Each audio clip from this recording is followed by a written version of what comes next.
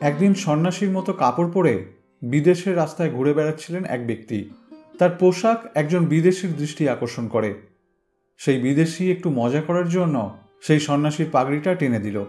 বিদেশির এই কর্মকাণ্ডের পর স্পষ্ট ইংরেজিতে এমন করার কারণ জিজ্ঞাসা করলে বিদেশি অবাক হয়ে যান।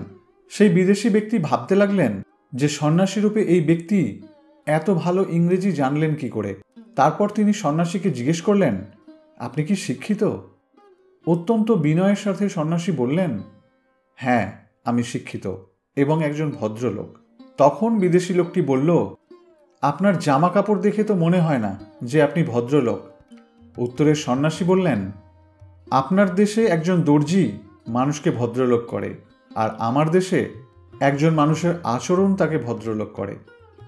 এমন উত্তর শুনে বিদেশিটি বিব্রত বোধ করেন এবং নিজের ভুল বুঝতে পেরে সেখান থেকে চলে যান। ঠিকই ধরেছেন, সেই সন্ন্যাসী আর কেউই নন, তিনি ছিলেন স্বামী বিবেকানন্দ, যার জন্মদিন ভারতের জাতীয় যুব দিবস হিসেবে পালিত হয়। নমস্কার শ্রোতা বন্ধুরা, জীবন দর্শন মোটিভেশন চ্যানেলে আপনাদের সকলকে স্বাগত। আশা করি সকলে ভালো আছেন।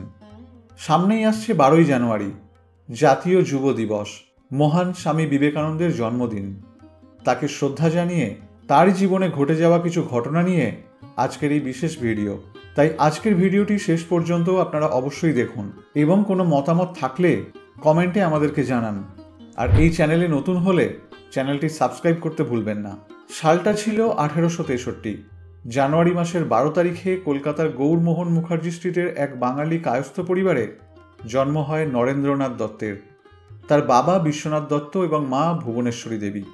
শৈশবে তিনি ছিলেন অত্যন্ত চঞ্চল প্রকৃতির। তাই তার মা বিরক্ত হয়ে প্রায় বলতেন, আমি শিবের কাছে একটি পুত্রের জন্য প্রার্থনা করেছিলাম এবং তিনি আমাকে একটি রাক্ষস পাঠিয়েছেন। ছেলেবেলা থেকেই নরেন্দ্রনাথ আধ্যাত্মিকতার প্রতি আগ্রহী ছিলেন। প্রায় তাকে বিভিন্ন দেবদেবীর মূর্তির সামনে ধ্যানমগ্ন অবস্থায় দেখা যেত।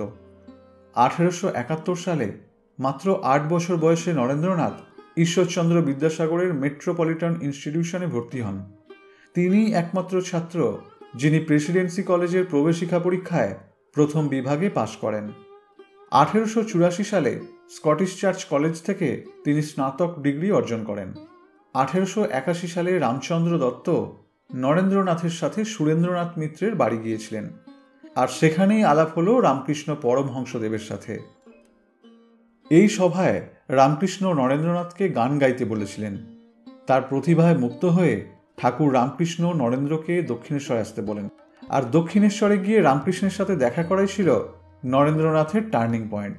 তিনি রামকৃষ্ণের প্রতি আকৃষ্ট হয়েছিলেন এবং প্রায়শই তার সাথে দেখা করতে যেতেন।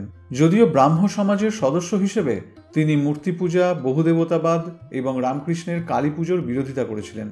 ঈশ্বরের অস্তিত্ব নিয়েও প্রশ্ন তোলেন, কিন্তু রামকৃষ্ণের মধ্যে তিনি সান্ত্বনা পেয়েছিলেন। তাই রামকৃষ্ণের সাক্ষাৎ পাওয়ার জন্য দক্ষিণেশ্বরের মন্দিরে তিনি বারবার যেতে শুরু করেন। 1884 সালে নরেন্দ্রনাথের বাবার আকস্মিক মৃত্যুর পর পরিবারটি দেউলিয়া হয়ে ওঠে। ঋণ পরিশোধে ব্যর্থ হলে পাওনাদার এবং আত্মীয় স্বজন তাদের পৈতৃক বাড়ি থেকে উচ্ছেদের জন্য হুমকি দিতে থাকে। একসময় সচ্ছল পরিবারের সন্তান হয়ে ওঠেন সবচেয়ে গরিব ছাত্রদের মধ্যে একজন। কাজ খোঁজার প্রচেষ্টাতেও তিনি ব্যর্থ হন। শেষ পর্যন্ত নরেন্দ্র রামকৃষ্ণকে তার পরিবারের আর্থিক কল্যাণের জন্য দেবী কালীর কাছে প্রার্থনা করতে বলেন। ঠাকুর রামকৃষ্ণ তাকেই মন্দিরে গিয়ে মায়ের কাছে প্রার্থনা করার পরামর্শ দেন। রামকৃষ্ণের পরামর্শে নরেন্দ্রনাথ 3 বার মন্দিরে গিয়েছিলেন, কিন্তু কোনো জাগতিক প্রয়োজনের জন্য প্রার্থনা করেননি। তিনি মায়ের কাছ থেকে সত্য জ্ঞান এবং ভক্তির জন্য প্রার্থনা করেছিলেন। অবশেষে রামকৃষ্ণকে তার গুরু হিসেবে গ্রহণ করেন। 1885 সালে ঠাকুর রামকৃষ্ণ গলার ক্যান্সারে আক্রান্ত হলে নরেন্দ্র এবং রামকৃষ্ণের অন্য শিষ্যরা তাঁর শেষ সময়ে তার সেবা শুশ্রূষা করেছিলেন। রামকৃষ্ণের মৃত্যুর পর শিকাগোতে ধর্ম সংসদে অংশগ্রহণ করার জন্য 1893 সালে পেনিনসুলার জাহাজে করে স্বামীজি আমেরিকা যাত্রা করেন। অপরিচিত বন্ধুহীন পরিবেশে তিনি একটু অস্বস্তি বোধ করছিলেন। তার ওপর তার কাছে না ছিল উপযুক্ত অর্থ আর না ছিল উপযুক্ত পোশাক। কিন্তু সবথেকে খারাপ ব্যাপারটা হলো তিনি জানতে পারলেন ধর্মসভায় যোগ দিতে গেলে একটি পরিচয়পত্র লাগবে, কিন্তু কোনো রকম পরিচয়পত্রই তার কাছে ছিল না। আর সেই মুহূর্তে যদি ভারত থেকে পরিচয়পত্র আনাতে যান তাহলে তাতেও বিশেষ কোনো লাভ হবে না, কারণ পরিচয়পত্র নিয়ে আসতে ধর্মসভায় যোগ দেওয়ার তারিখ পেরিয়ে যাবে। যে আশা নিয়ে স্বামীজি আমেরিকায় এসেছিলেন, শিকাগোয় পা দেওয়ার সঙ্গে সঙ্গেই তা এইভাবে চুরমার হয়ে গেল। কিন্তু তবুও তিনি ভেঙে পড়লেন না। আমেরিকা থেকে অন্য কোনো উপায়ে ভারতবর্ষের ভাব প্রচার করা সম্ভব কিনা তা নিয়ে ভাবতে শুরু করলেন। এদিকে শিকাগোয় থাকার খরচ অনেকটাই বেশি। যে হোটেলে উঠেছিলেন সেখানে প্রতিদিন খরচ হতো $5 মতো, তখনকার হিসেবে যা প্রায় 70 থেকে 80 টাকা। তিনি খবর পেলেন বোস্টন শহরে থাকা খাওয়ার খরচ অনেকটাই কম, তাই প্রায় 2 সপ্তাহ শিকাগোয় থেকে রওনা দিলেন বোস্টনের উদ্দেশ্যে। আর এই সময় স্বামীজির মনে পড়ে যায় এক মাঝবয়সী ভদ্রমহিলার কথা। শিকাগোয় আসবার পথে ট্রেনে স্বামীজির সঙ্গে যার পরিচয় হয়েছিল, যার নাম ক্যাথরিন স্যানবর্ন। স্বামীজির সঙ্গে আলাপ করে তিনি মুগ্ধ হয়েছিলেন। স্বামীজিকে তিনি বলেছিলেন যে তিনি বোস্টনে থাকেন, আর বোস্টন কখনো গেলে স্বামীজি যেন তার বাড়িতে আতিথ্য গ্রহণ করেন। স্বামীজি যখন বোস্টনে পৌঁছলেন তখন তিনি প্রায় অর্থশূন্য, তাই তিনি মিস ক্যাথরিন স্যানবর্নের শরণাপন্ন হলেন। মিস স্যানবর্ন কথা রাখলেন, স্বামীজিকে তার বাড়িতে আশ্রয় দিলেন। মিস ক্যাথরিন স্যানবর্নের সূত্রে সেখানকার শিক্ষিত সমাজে স্বামীজি সুপরিচিত হয়ে উঠলেন। বিভিন্ন ক্লাবে, গির্জা এবং সভায় স্বামীজি বক্তৃতা দিতে লাগলেন। বোস্টনের সংবাদপত্রে তার খবর বের হতে লাগলো। কোনো সংবাদপত্র তাকে বর্ণনা করলেন রাজা বলে, আবার কোনো সংবাদপত্র বললেন তিনি সন্ন্যাসী। তারা বেশি সমস্যায় পড়লেন তার নামের বানান করতে গিয়ে। কেউ লিখলেন বিকনানন্দ, কেউ বা শুধুই কানন্দ বা অন্য কিছু, কিন্তু প্রতিটা পত্রিকায় গুরুত্ব সহকারে তার বক্তৃতার সার মর্ম উপস্থিত করল। স্যানবর্নের সূত্রেই স্বামীজির সঙ্গে পরিচয় হলো হার্ভার্ড বিশ্ববিদ্যালয়ের প্রসিদ্ধ অধ্যাপক জন হেনরি রাইটের সঙ্গে, যিনি বিশ্বকোষতুল্য জ্ঞান ভাণ্ডারের অধিকারী। কিন্তু স্বামীজির প্রতিভা তাকেও মুগ্ধ করেছিল। তিনি স্বামীজিকে জিজ্ঞেস করলেন যে কেন তিনি ধর্ম মহাসভায় যোগ দিচ্ছেন না, কারণ আমেরিকার জনগণের সঙ্গে পরিচিত হওয়ার জন্য ধর্মসভাই সবথেকে উপযুক্ত ক্ষেত্র। স্বামীজি বললেন তার পরিচয়পত্র নেই, তাই তিনি যোগ দিতে পারছেন না।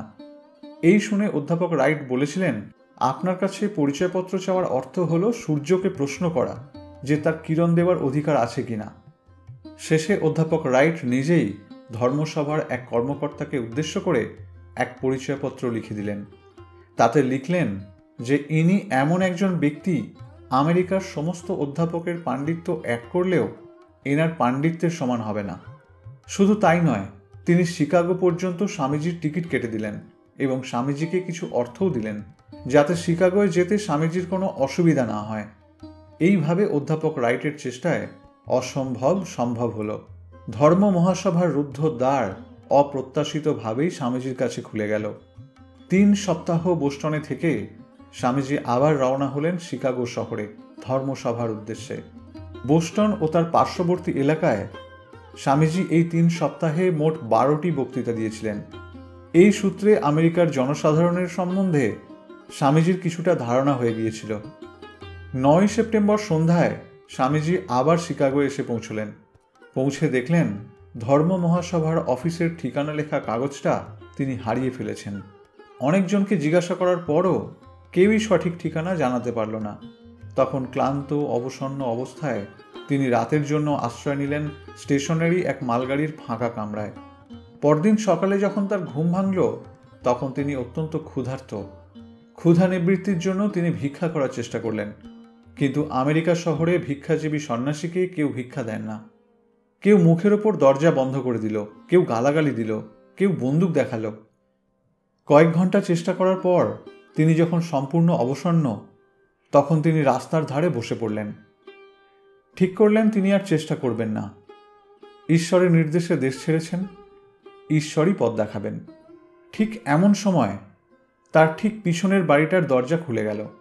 বেরিয়ে এলেন রাজরানীর সদৃশ এক মহিলা, মিসেস জর্জ ডব্লিউ হেল। তিনি স্বামীজিকে জিজ্ঞেস করলেন যে স্বামীজি ধর্ম মহাসভার প্রতিনিধি কিনা। স্বামীজি তখন বললেন, হ্যাঁ, তিনি তাই। তখন সেই মহিলা তাকে সসম্মানে নিজের বাড়িতে নিয়ে গেলেন এবং স্বামীজির সেবা করলেন। মহিলার সঙ্গে ধর্ম মহাসভা কর্তৃপক্ষের পরিচয় ছিল। সেদিন বিকেলে সেই মহিলাই স্বামীজিকে সঙ্গে করে নিয়ে গেলেন ধর্ম মহাসভার অফিসে। সেখানে রাইট সাহেবের দেওয়া পরিচয়পত্র দেখানোর সঙ্গে সঙ্গেই তিনি প্রতিনিধি হিসেবে গৃহীত হলেন। তার নাম লেখা হলো হিন্দু ধর্মের প্রতিনিধি হিসেবে। আর সেই থেকেই এই হেল পরিবারের সঙ্গে চিরকালের জন্য ঘনিষ্ঠ বন্ধুত্ব স্থাপিত হয় স্বামীজির। প্রতিনিধি হওয়ার সুবাদে ধর্ম মহাসভার পক্ষ থেকে স্বামীজির থাকার ব্যবস্থাও করে দেওয়া হলো। যে পরিবারে স্বামীজিকে থাকতে দেওয়া হলো সেই পরিবারে তখন আরও অনেক অতিথি ছিলেন।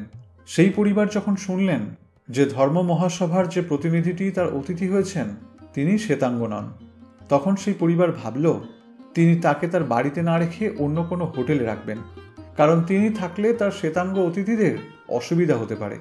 কিন্তু স্বামীজির সঙ্গে যখন সেই পরিবারের আলাপ হলো তখন তারা এত মুগ্ধ হলেন যে ফিরে এসে পরিবারের কর্মকর্তা তার স্ত্রীকে বললেন, আমাদের সব অতিথিরা চলে গেলেও আমি কিছু মনে করব না, কিন্তু এই ব্যক্তি যেন থাকেন। ভারতীয় অতিথির মতো এত প্রতিবাদী আর আকর্ষণীয় মানুষ আমাদের বাড়িতে আর কখনো আসেনি। যতদিন তার ইচ্ছা হয় তিনি থাকবেন। শিকাগোর বিশ্বধর্ম মহাসভা নিঃসন্দেহে পৃথিবীর ইতিহাসে এক গুরুত্বপূর্ণ ঘটনা। ঠিক 10টার সময় আর্ট ইনস্টিটিউটের কলম্বাস হলে সমবেত 10টি ধর্মের উদ্দেশ্যে 10টি ঘণ্টার ধ্বনি বাজানো হলো। বিরাট হল, তার অদ্ভুত জাঁকজমক, আর সামনে উপস্থিত কয়েক হাজার শ্রোতা। এইসব দেখে স্বামীজির মতো মানুষও প্রথমে এতটা ঘাবড়ে গেলেন যে সকালবেলার অধিবেশনে বক্তৃতাই রাখলেন না। দ্বিতীয় অধিবেশনেও 4 জনের পর বক্তৃতা দিতে উঠলেন। কিন্তু শুরুতেই যেই তিনি সম্বোধন করলেন sisters and brothers of America, অর্থাৎ আমেরিকাবাসী বোন এবং ভাইরা, সঙ্গে সঙ্গে কয়েক হাজার নরনারী করতালি এবং চিৎকারে ফেটে পড়ল। প্রায় 2 মিনিট ধরে চলে তাদের করতালি। করতালি থামার পর স্বামীজি একটি সংক্ষিপ্ত বক্তৃতা দিলেন, যার মর্মার্থ শ্রী রামকৃষ্ণদেবের সেই বাণী, যত মত তত পথ।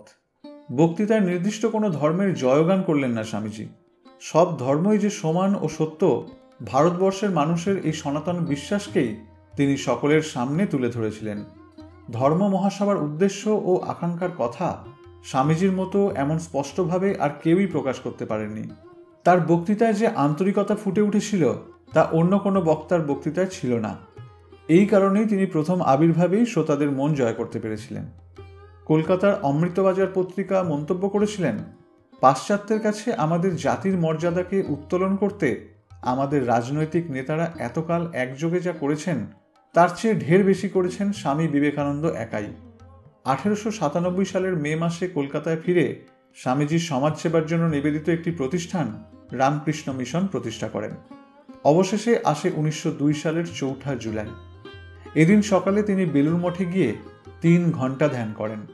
তারপর সারাদিনের কাজকর্ম সেরে সন্ধে নিজের ঘরে যান। রাত 9:20 তিনি দেহত্যাগ করেন ধ্যানরত অবস্থায়।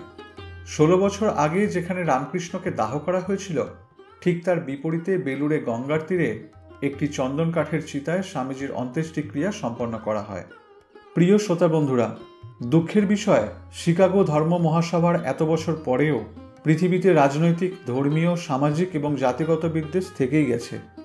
তাই সাম্প্রদায়িক মতবিরোধ এখনও আছে এবং স্বামীজিও তার শান্তি ও সমন্বয়ের বাণী নিয়ে প্রতিদিনই সমান প্রাসঙ্গিক। এতক্ষণ ভিডিওটি ধৈর্য সহকারে দেখার জন্য আপনাদের সকলকে অসংখ্য ধন্যবাদ। ভিডিওটির মাঝে কোথাও ভুল হয়ে থাকলে নিজ গুণে ক্ষমা করে দেবেন। সকলে ভালো থাকবেন। নমস্কার।